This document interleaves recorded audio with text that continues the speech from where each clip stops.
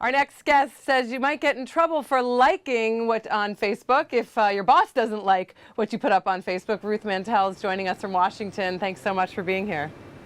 Thanks for having me. So this is, fascinating for a lot of people because social media is still somewhat of a new thing that people are getting onto, although everyone's sort of doing it. But the fact that you can actually get in trouble with your employer for what you post on your social media pages like Facebook takes a lot of people by surprise. But tell us what's really going on.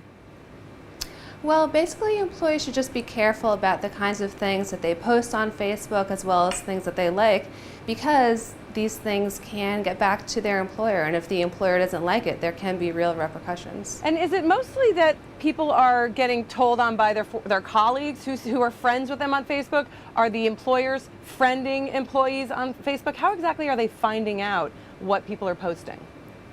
See, this is a really interesting point actually. Some employers definitely do monitor social media use, but in a lot of the cases that officials are looking at, actually it's the coworker who's the quote-unquote friend on Facebook who will report the activity, and that's the way that a lot of managers are finding out. And are there any protections in place for employees? Right to privacy, freedom of speech, any of those things that could protect an employee from losing a job just because they posted something on their social page that their boss didn't like? There definitely are some protections. Some states have certain laws.